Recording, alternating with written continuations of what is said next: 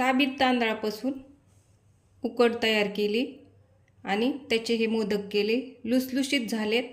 आणि ह्या उकडीचं वैशिष्ट्य हे तुम्ही सकाळी उकड करून ठेवली ना झाकून, संध्याकाळी मोदक करू शकतात, छान होते, टेस्टी लागतेत। हे पहा मस्त असे होते, हे बघा किती लुसलुशीत झालेत। नमस्कार, स्वागत आहे आपल्या चॅनलवरती। आज आपल्याला साबीत तांदळापासून केलेली उकड, त्याचे मोदक मऊसूद होतात ते पाहायचे आहे। मी हे 1 वाटी साबीत तांदूळ घेतलेत।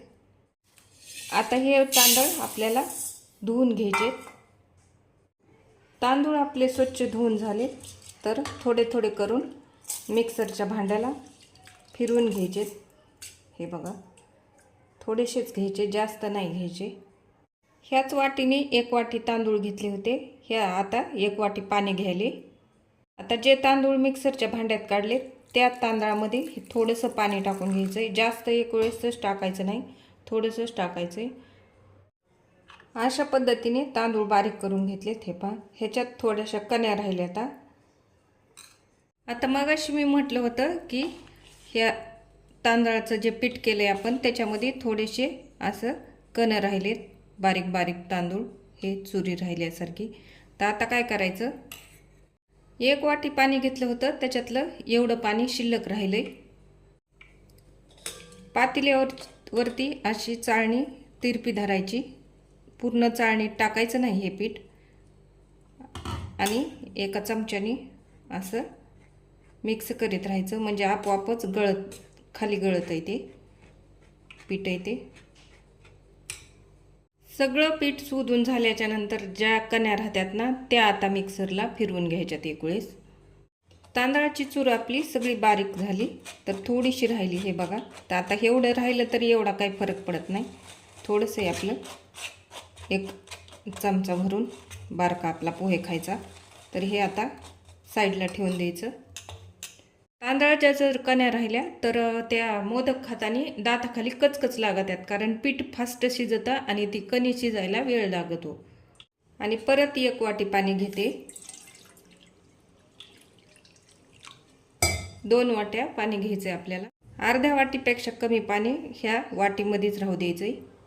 आता गॅस चालू करून घेतलाय आणि हे पाणी टाकलेलं पातेले ते गॅसवर ठेवून घ्यायचे। हे उकळी आलेल्या पाण्यामध्ये थोडंसं तेल टाकून घ्यायचंय। गॅस कमी केल्यामुळं उकळी शांत झाली, तर आपल्याला उकळी शांतच झालेली पाहिजे। तेल एकदा पसरून घ्यायचं पाण्यामध्ये, आणि हे जे आपण पीठ तयार केलंय ना ते ह्या पातेल्यामध्ये टाकून घ्यायचंय उकळत्या पाण्यामध्ये, आणि मिक्स करीत राहायचं। घेतलेलं सगळं हे पीठ आहे ते टाकून घ्यायचे व्यवस्थित,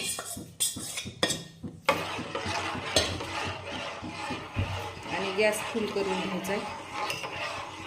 वाटीमध्ये जे शिल्लक पाणी राहिलं होतं ना ते आपल्याला त्या पिठामध्ये टाकून घ्यायचं पातेलं धुवून, आणि आता फुल गॅस करून हे पीठ ढवळत राहायचं घट्ट होईपर्यंत। आपलं हे पीठ आहे तर मस्त घट्ट झालंय, हे बघा। जे उकड तयार करायची ते आता गॅस कमी करून घ्यायचा। गॅस कमी नाही केला तर गाठी होत्या। आता हे पूर्ण पीठ आहे ते असं व्यवस्थित मिक्स करून घ्यायचंय। ह्या गाठी दिसत्या ह्या सगळ्या मऊ करून घ्यायच्या।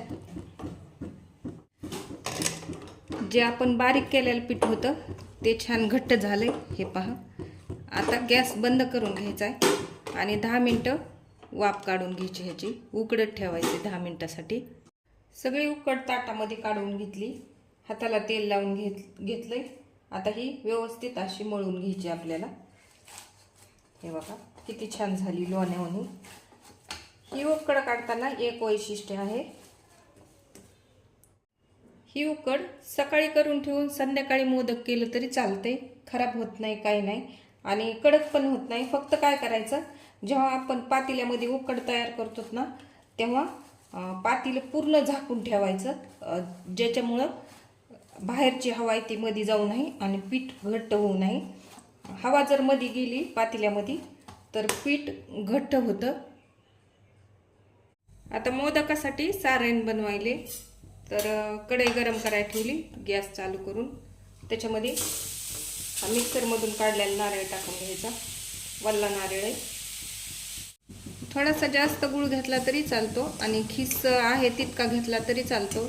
जास्त घेतला तर तांदळाच्या पिठामध्ये आपण काहीच टाकत नाहीत ना उकडीमध्ये, फक्त थोडंसं मीठ टाकतो.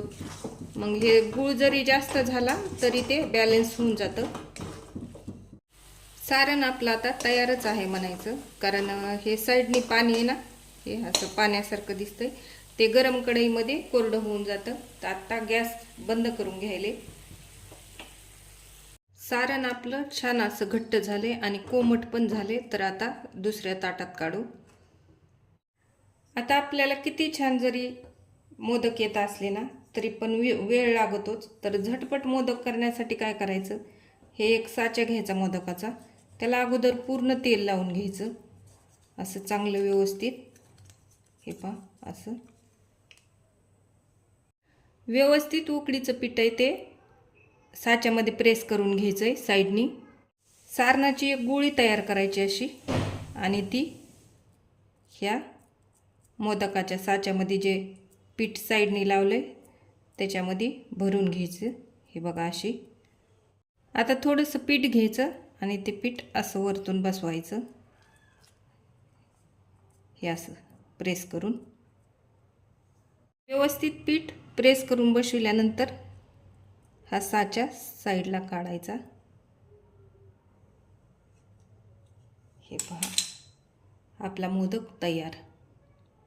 तर आता ताटामध्ये ठेवताना काय करायचं, ह्याचं बुड आहे ना ते थोडंसं असं तेलामध्ये भिजवून घ्यायचं, असं साईडला काढून ठेवायचं. हे पहा तेलामध्ये मी असं भिजवून घेतलं आहे, साईडला काढून ठेवायचं. आता सगळे मोदक ह्याच पद्धतीने करून घेणार आहे मी. सगळे मोदक आपण करून घेतलेत. हे असे मोदक होईपर्यंत मी काय केलं तर ह्या इडली पात्रामध्ये पाणी गरम करायला ठेवलं होतं. तर आता पाणी उकळले.